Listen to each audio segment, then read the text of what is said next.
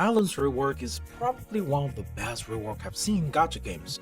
Of course, some of the Wording Wave content creators are trying to insinuate that the devs is only doing this due to Powercreep issue and the character not selling well on reruns. Outside of the fact that buffing a character to sell them on rerun itself doesn't make much sense already, I also don't believe she was buffed for Powercreep.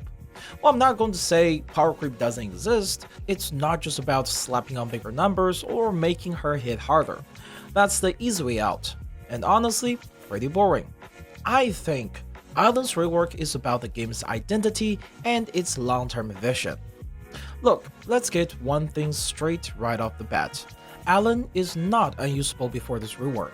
Far from it, she is completely fine. While she's not the most amazing broken character ever, she's still very much usable even for someone like me. And you know how I play nowadays being a casual. Constantly getting smacked around, knocked back, running with pretty average drive disc as well. Even I could clear all the content and grab all the reward with her. So clearly, she has more than enough damage. But she definitely had some weaknesses as well. Things that newer characters just don't really have to deal with. And this is all stemmed from the fact that Ellen, along with many other characters that came out during the first few patches, were built with a completely different idea, a different design philosophy, compared to how the game is approaching now. What I'm talking about with this old philosophy? Well, you gotta think back to when game first launched.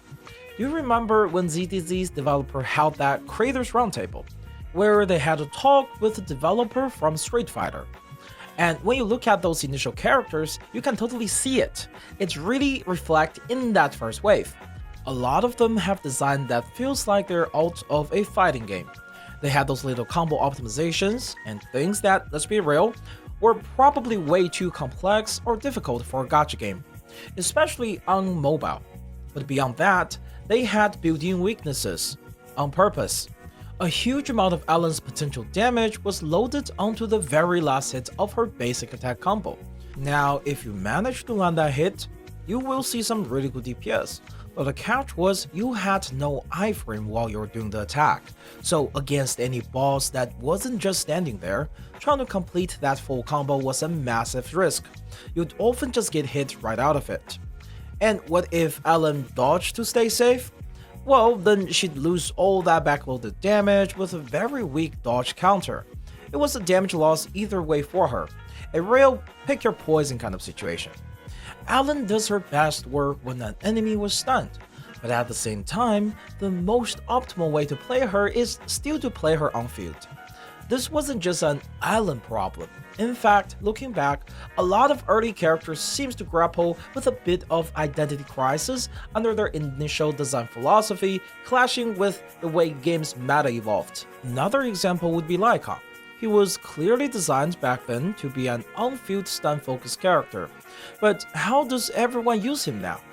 Mostly as a quick swap stun specialist, right? But as the game's identity became more clear, the devs started to change their direction. Started with Yanagi and Miyabi. When they got released, you could feel the ground shift, because that was the point where characters stopped feeling like fighting game characters and started feeling much more like hack and slash characters.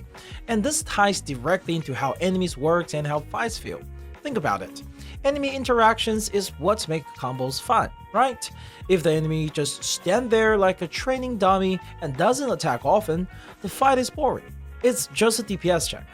But on the flip side, if enemy is super aggressive and attack consistently, those characters designed like they're from a fighting game, the one without much protection and iframe, they suddenly feels almost unplayable. You're constantly getting interrupted, knocked back, and you can't get your damage off. This was a real puzzle Zenless Zero had to solve, and the solution, as we've seen, was to start giving character more access to iframe, while also restructuring how character works completely. Now, characters often focus on building up resources or setting up their big moves when they don't have invincibility. Then, when it's time to actually unleash their major damage, their skills, their burst, or the special combo, they are given a generous amount of iframe for protection. This allows them to execute their cool high damage move without just getting smacked out of them.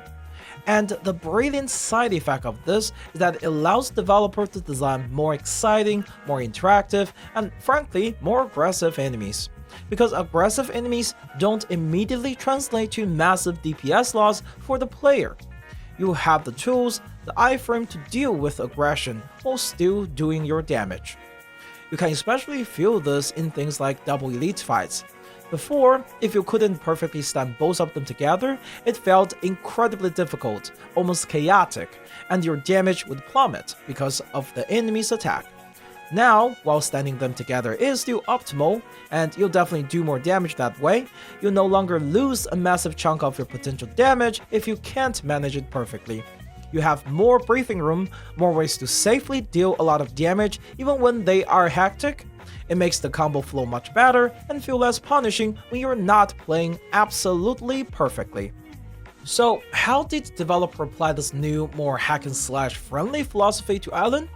Well, they made some really smart, targeted changes. First off, her passive ability now covers way more of her attacks. This is huge because it boosts her damage significantly outside of just her basic attack string. Suddenly, all of those other moves in her kit are actually worth using for damage, especially her chain attack. You know, the one we used to always skip for damage? Yeah, that's gonna be actually good now. Then there is her charge attack. It now gets a parry effect.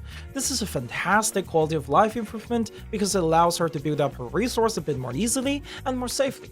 It even rewards you for good timing against enemy attacks, by giving you a quicker charge when a parry is triggered, rewarding interaction with enemies. They even give her a new connecting attack after this charge attack. This new move bridges the gap between her dash charge attack and her third basic attack. This really smooths out her overall gameplay. Dodging out of her basic attack is also no longer punished, because both of her third basic attack and dodge counter now chains automatically into a wave slash, which does a good amount of damage to enemy and have invincibility frames. They even tweaked her additional ability requirement, adding stunner to the list, which brings her more in line with the flexibility that character released after her had. It makes her easier to slot into different team compositions and synergizes better with the broader roster.